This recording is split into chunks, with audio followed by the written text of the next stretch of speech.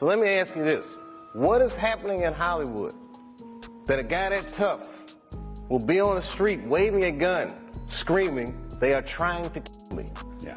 What's going on? Hollyweird, Dave Chappelle. Holy freaking weird. And I know for a fact that you know a thing or two about what really happens on those corridors to people like Martin Lawrence. I mean, you see it before. Look, Mariah Carey made a $100 million deal, and 3 months later, she's all of a sudden mysteriously crazy.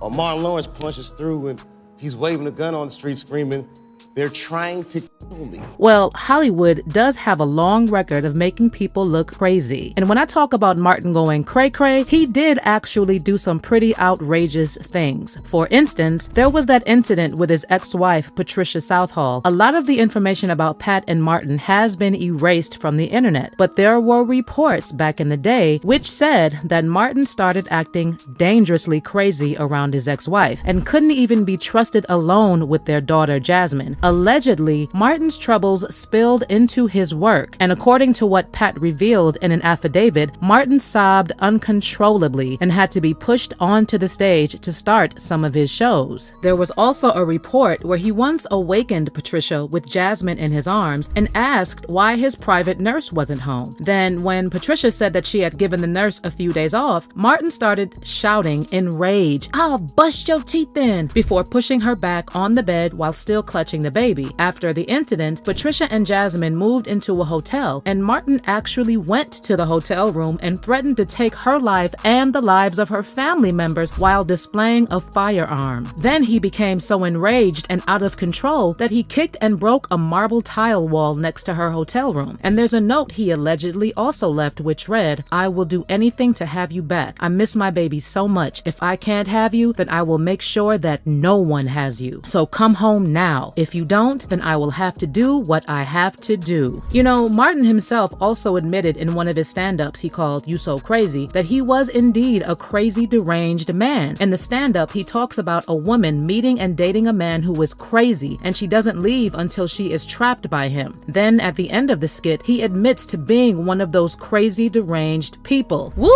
child. And that incident with his ex-wife was not the only incident. Remember that incident in 1996 where Martin was arrested after being found wandering the streets of LA while holding a firearm and screaming about how they were trying to take his life? According to witnesses, he was also screaming, "Fight the establishment! Fight! Don't give up! Fight the power!" Well, according to Martin, that incident happened because he was high. Oh, I was smoking that. Ew, wait.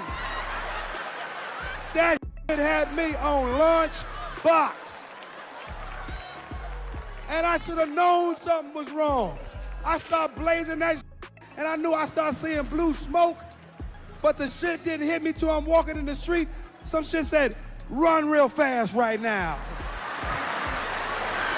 Martin also said that the dope man had probably sold him a bad bag. But you know what? A lot of people also said that he was forced to blame it on what he called the ooh-wee. In fact, only two scenarios made sense at the time. One was that Martin was really going crazy, or Hollyweird was really trying to take a brother out. Otherwise, how do you explain the different reasons that were given for his behavior? First, Martin said that he behaved like that because he was high. However, when he was hospitalized and released to his doctor, according to the police, the doctor said Martin had failed to take prescribed medication and had suffered a seizure. Then a publicist statement issued later quoted the doctor saying that Martin was suffering from complete exhaustion and dehydration. Guess what? 2 months later, Martin was stopped again at Burbank Airport carrying a loaded pistol, and he later served 2 months probation for the offense. In addition, he was arrested again in March of 1997 for punching a nightclub patron and later ordered to do community service. Then there's how he also lapsed into a 3-day coma after collapsing from heat exhaustion while jogging in hot weather wearing a nylon jogging suit and a wool cap. And it's possible that there may have been a genuine mental health issue. But here's the thing about Hollywood. It's suggested that when the powers that be realize that they are starting to lose control of a star, they make it look like the star is going crazy. And Dave Chappelle knows a little bit about that. It always happens around the time of their career with seems as though they're crossing over the next plateau. Yeah. According to Dave, most of the time it's because they know that once they lose control of a star, they also lose a lot of money in the process. You know, when you're a guy that generates money, Yeah. people have a vested interest in controlling. Yeah.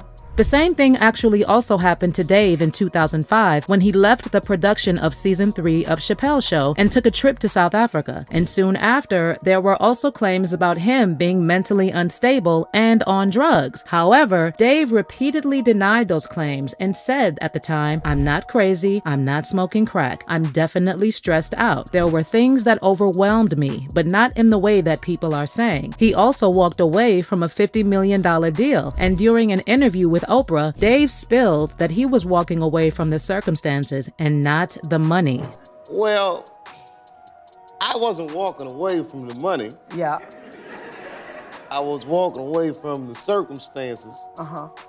that were coming with the newfound plateau. So, based on what Dave Chappelle said, it would make sense that all these things were happening to Martin when his career was skyrocketing, and the best way to deal with it was to make it look like he was actually going cray-cray. And if you need more receipts about Martin's acting out, just ask the people who worked with him when they were filming Martin. They allegedly witnessed the craziness firsthand. I mean, there was literally a whole lawsuit by Tisha Campbell detailing how crazy Martin was. Allegedly, throughout rehearsals and taping of the show, Martin became increasingly manic and volatile, and he would often and easily fly into uncontrollable fits of rage for no apparent or rational reason. In fact, he allegedly threatened people on the set in extremely menacing tones that if he did not get his way, they would be sorry. And this was just during the second season of the show. It pretty much got worse during the third season, where Martin was constantly screaming and raging uncontrollably at people on set while continuing to threaten his co-workers and their jobs for no good reason. Tisha even said in her lawsuit that Martin humiliated her in front of the entire cast and crew on so many occasions that it reached the point where she needed to be hospitalized due to the stress he caused her. Also, did anyone else notice how in the very last episode of The Martin Show that he looked very depressed and he wasn't acting like his normal self? And that SNL feature that got him banned from hosting? Well, that was insane! Martin opened up with a serious discussion about the story of Lorena Bobbitt cutting off her husband's genitalia, which already pushed the boundaries of SNL's strict rules.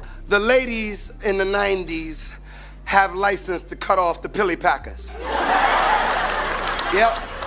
They got license to cut your thing off, man. That was before he went on a bizarre tirade about the female anatomy and the personal hygiene of women. For those who recall, at the time, the comments in the original footage resulted in over 200 complaints and, according to some reports, caused protests from several SNL sponsors and resulted in Martin Lawrence being permanently banned from the show. And even though the original footage may have disappeared, somehow things always find their way back to the internet. Wow. Now, I don't know what it is that a woman got to do to keep up the hygiene on the body.